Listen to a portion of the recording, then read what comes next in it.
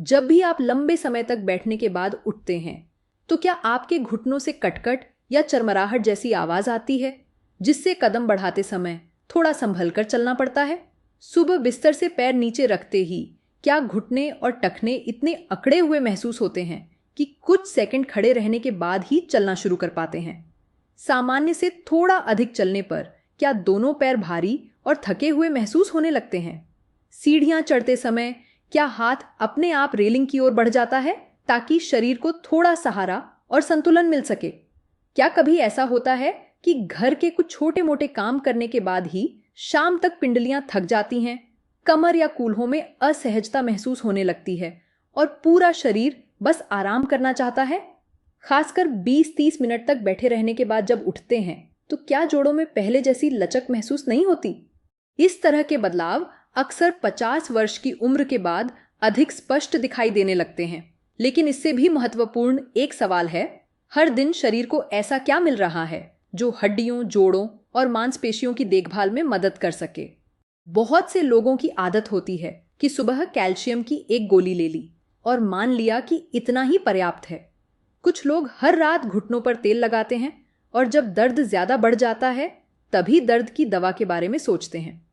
अलग अलग परिस्थितियों में इन तरीकों की अपनी भूमिका हो सकती है, लेकिन लंबे समय तक शरीर की चलने फिरने की क्षमता को बनाए रखने के लिए केवल एक सप्लीमेंट या कुछ मिनट की मालिश ही पर्याप्त नहीं होती। शरीर को प्रोटीन, उचित मात्रा में अच्छे फैट्स, पानी, नियमित शारीरिक गतिविधि और लगातार संतुलित भोजन की भी जरूरत होती है। जरा शरीर की कल्पना उस समय कीजिए जब उम्र कम थी। उस समय शरीर एक हरी टहनी की तरह नरम, लचीला और आसानी से मुड़ने वाला होता है। समय के साथ मांसपेशियों, टेंडन्स और जोड़ों में भी स्वाभाविक बदलाव आते हैं। अगर शारीरिक गतिविधि धीरे धीरे कम होती जाए तो अकड़न और भारीपन का एहसास अधिक स्पष्ट हो सकता है। यही कारण है कि रात भर की लंबी नींद के बाद सुबह के शुरुआती कुछ कदम कई बुजुर्गों के लिए अधिक असहज हो सकते हैं, जबकि थोड़ी देर हल्के फुल्के तरीके से चलने के बाद शरीर धीरे धीरे सहज महसूस करने लगता है। जिस तरह किसी मशीन को ठीक तरह से काम करते रहने के लिए नियमित देखभाल की जरूरत होती है, उसी तरह शरीर को भी हर दिन सहयोग चाहिए, केवल उस समय नहीं जब दर्द शुरू हो जाए। इसलिए सिर्फ यह पूछने के बजाय कि कौन सा भोजन खाना चाहिए, एक और सरल बात पर ध्यान देना जरूरी है। पौष्टिक खाद्य पदार्थों को दिन के अलग अलग समय में किस तरह शामिल किया जाए ताकि इस आदत को लंबे समय तक आसानी से बनाए रखा जा सके। इस वीडियो में 4 आसान चरणों वाला एक ऐसा रूटीन बताया जाएगा जिसकी चीजें भारतीय परिवारों के लिए काफी जानी पहचानी हैं। सुबह भीगे हुए अखरोट, दोपहर में उड़द दाल और मसूर दाल का संयोजन, शाम को रोजमर्रा के स्नैक्स की जगह थोड़ी मात्रा में नारियल और रात में हल्का भोजन करने के साथ हल्दी और काली मिर्च का उचित तरीके से इस्तेमाल। ये कोई चमत्कारी चीजें नहीं हैं, बल्कि साधारण पौष्टिक विकल्प हैं जिन्हें धीरे धीरे लंबे समय की आदत बनाया जा सकता है। खास तौर पर शाम वाले उपाय तक जरूर बने रहिए, क्योंकि शाम 4 से 5 बजे का समय वही होता है जब बहुत से लोग अनजाने में मीठी चाय और बिस्कुट को अपनी रोज की आदत बना लेते हैं। आप सभी का आयुर्वेदिक हेल्थ आफ्टर 60 में स्वागत है, जहां बढ़ती उम्र के साथ स्वास्थ्य और चलने फिरने की क्षमता की देखभाल के लिए सरल और उपयोगी आदतों की जानकारी साझा की जाती है। समाधान स्वडिल 1, सुबह रात भर भिगोए हुए 2 अखरोट। अब जब यह समझ आ गया है कि शरीर को पूरे दिन नियमित रूप से देखभाल की जरूरत होती है, तो पहला कदम सुबह से ही शुरू किया जा सकता है। लगभग 7-8 घंटे की नींद के दौरान घुटने, कूल्हे और कमर लंबे समय तक लगभग बिना किसी गतिविधि के रहते हैं। इसलिए 50 वर्ष की उम्र के बाद बहुत से लोगों को सुबह उठते ही शरीर में थोड़ी अकड़न महसूस होती है। केवल ज्यादा से ज्यादा कैल्शियम लेने के बारे में सोचने के बजाय नाश्ते को अधिक संतुलित बनाना बेहतर है, जिसमें थोड़ी मात्रा में अच्छे फैट्स भी शामिल किए जा सकते हैं। इसके लिए एक आसान विकल्प है अखरोट। रात को सोने से पहले 2 अखरोट की गिरी लें और उन्हें 1 कप या कटोरी साफ पानी में डालकर रात भर भिगो दें। अगर थोड़ा प्राकृतिक मीठा स्वाद पसंद हो तो साथ में लगभग 4 किशमिश भी भिगो सकते हैं। अगली सुबह अखरोट पहले की तुलना में नरम हो जाते हैं, इसलिए उन बुजुर्गों के लिए भी इन्हें चबाना आसान हो सकता है जिन्हें सूखे मेवे चबाने में परेशानी होती है। इन्हें नाश्ते के साथ खाया जा सकता है और अच्छी तरह चबाकर खाना बेहतर रहेगा। अखरोट की खास बात यह है कि इसमें अनसैचुरेटेड फैट्स और ALA पाया जाता है, जो पौधों से मिलने वाला एक प्रकार का ओमेगा 3 फैटी एसिड है। ये पोषक तत्व हृदय के लिए अनुकूल संतुलित आहार का हिस्सा बन सकते हैं और शरीर की सामान्य इन्फ्लेमेटरी प्रतिक्रिया को संतुलित रखने में सहयोग कर सकते हैं। लेकिन इसका मतलब यह नहीं कि रोज एक बड़ी मुट्ठी अखरोट खाना जरूरी है। अखरोट में ऊर्जा काफी होती है, इसलिए 2 अखरोट की गिरी एक छोटी और आसानी से नियमित रखी जाने वाली मात्रा है।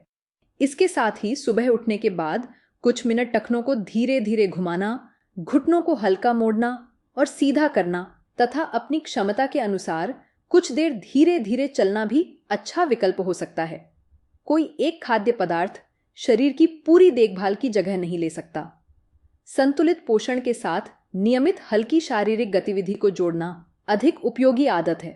सुबह अखरोट से अच्छे फैट्स की थोड़ी मात्रा मिल गई, लेकिन पैरों को शरीर का भार संभालने लायक बनाए रखने के लिए मांसपेशियों पर ध्यान देना भी जरूरी है। और अगला समाधान सीधे दोपहर के भोजन में मिलता है। समाधान 2, दोपहर उड़द दाल और मसूर दाल का संयोजन। सुबह अच्छे फैट्स की थोड़ी मात्रा लेने के बाद दोपहर के भोजन में उस चीज पर ध्यान देना जरूरी है जिसे अक्सर नजरअंदाज कर दिया जाता है, मांसपेशियां। जब पैरों में कमजोरी महसूस होने लगती है तो बहुत से लोग तुरंत सोचते हैं कि उनकी हड्डियां कमजोर हो रही हैं।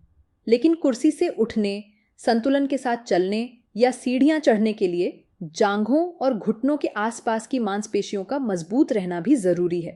इसलिए 50 वर्ष की उम्र के बाद रोज के भोजन में पर्याप्त मात्रा में प्रोटीन बनाए रखना महत्वपूर्ण हो जाता है। भारतीय रसोई में इसका एक जाना पहचाना विकल्प है, उड़द दाल और मसूर दाल का संयोजन। इसके लिए लगभग आधी कटोरी उड़द दाल और आधी कटोरी मसूर दाल लें। दोनों को अच्छी तरह धोकर मिला लें और फिर घर में सामान्य रूप से दाल बनाने के तरीके से पकाएं।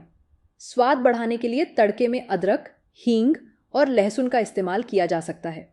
जिन लोगों को दाल खाने के बाद अक्सर पेट फूलने, गैस या पाचन संबंधी परेशानी होती है, वे शुरुआत छोटी मात्रा से करें और अपनी पाचन क्षमता के अनुसार मात्रा को समायोजित करें।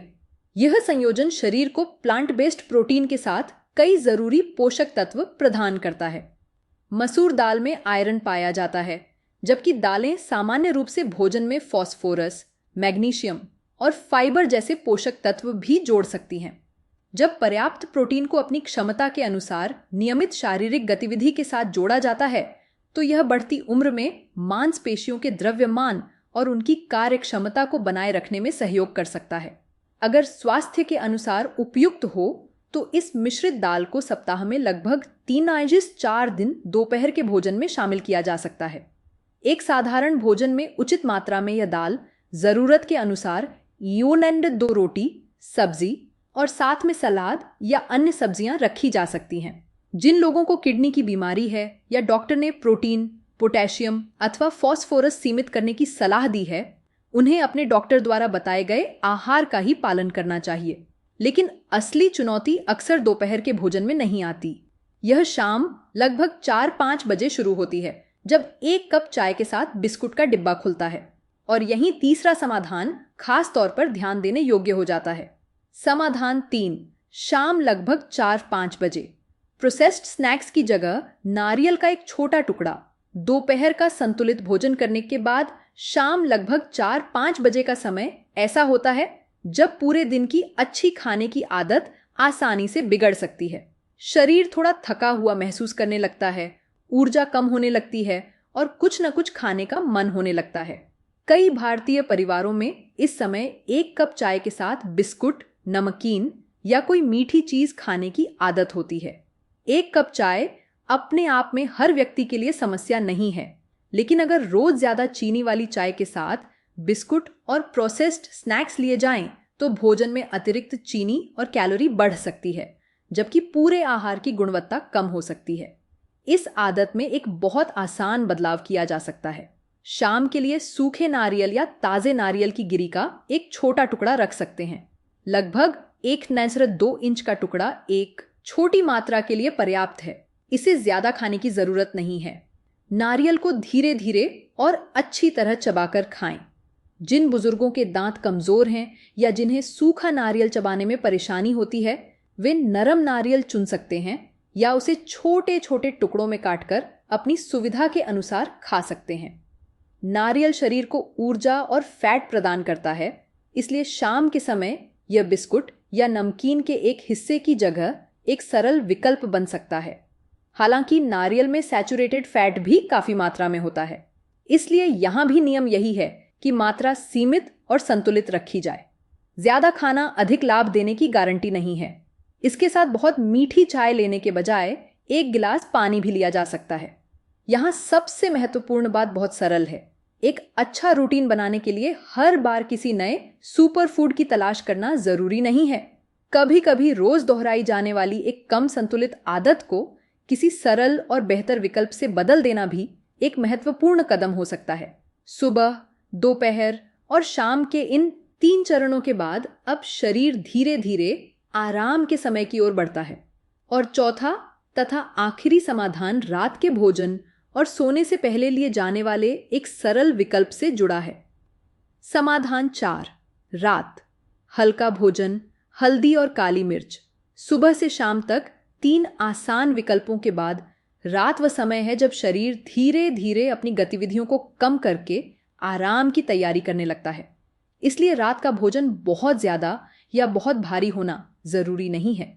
अपनी जरूरत के अनुसार थोड़ी मात्रा में खिचड़ी, दलिया, सूप या घर का सामान्य भोजन लिया जा सकता है, जिसमें अलग अलग प्रकार की सब्जियों को शामिल करना बेहतर रहेगा।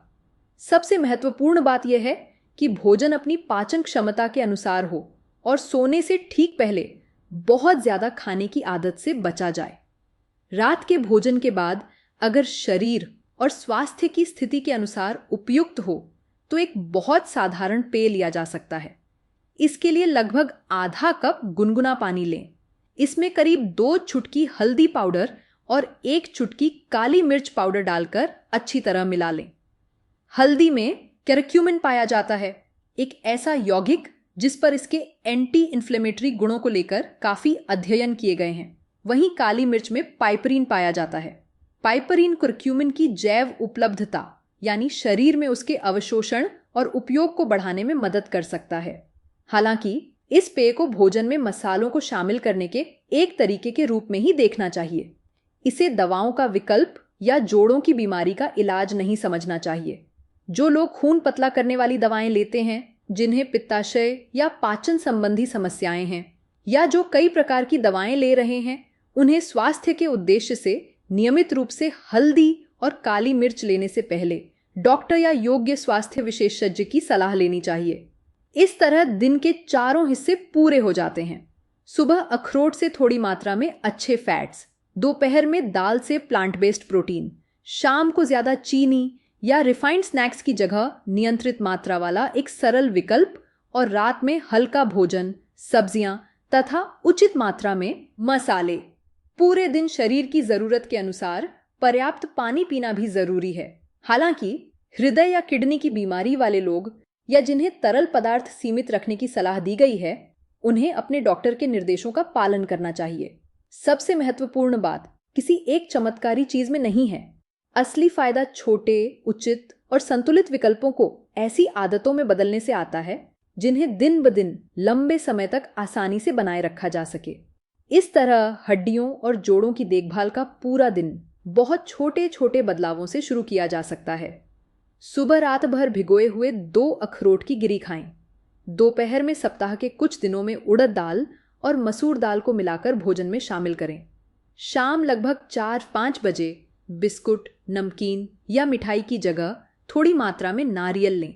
रात में हल्का और संतुलित भोजन करें जिसमें पर्याप्त सब्जियां हों, और अगर स्वास्थ्य के अनुसार उपयुक्त हो तो थोड़ी मात्रा में हल्दी और काली मिर्च गुनगुने पानी के साथ ली जा सकती है। सबसे महत्वपूर्ण बात यह है कि केवल कुछ दिनों में किसी एक खाद्य पदार्थ से उन समस्याओं में पूरी तरह बदलाव आने की उम्मीद न करें जो कई वर्षों में धीरे धीरे विकसित हुई हैं। इसके बजाय आने वाले 40 दिनों को अच्छी आदतें बनाने की एक चुनौती की तरह अपनाएं। इस दौरान अपने ऊर्जा स्तर, चलने की क्षमता, सुबह जोड़ों में होने वाली अकड़न और भोजन की गुणवत्ता पर ध्यान दें। अपनी क्षमता के अनुसार हल्की सैर करें, जोड़ों को नियमित रूप से हल्का चलाते रहें, उचित मात्रा में धूप लें, पर्याप्त प्रोटीन खाएं और अच्छी नींद लेने की कोशिश करें। अगर दर्द लगातार बना रहता है, जोड़ में सूजन, गर्माहट या लालिमा दिखाई देती है, अचानक बहुत तेज दर्द होता है, गिरने की घटना होती है या पैरों में सुन्नपन और कमजोरी बढ़ती जा रही है, तो जल्द डॉक्टर से जांच करवाना जरूरी है। अंत में कमेंट में अपनी उम्र और वह जगह जरूर बताएं जहां सबसे ज्यादा परेशानी महसूस होती है, घुटने, कमर, कूल्हे, एड़ी या पिंडलियां। अगर यह वीडियो उपयोगी लगा हो तो इसे अपने परिवार के 50 वर्ष से अधिक उम्र के सदस्यों के साथ जरूर शेयर करें। वीडियो को लाइक करें और आयुर्वेदिक हेल्थ आफ्टर 60 को सब्सक्राइब करें ताकि पोषण, हड्डियों, जोड़ों और स्वस्थ जीवन शैली से जुड़ी ऐसी ही उपयोगी जानकारियां आगे भी मिलती रहें।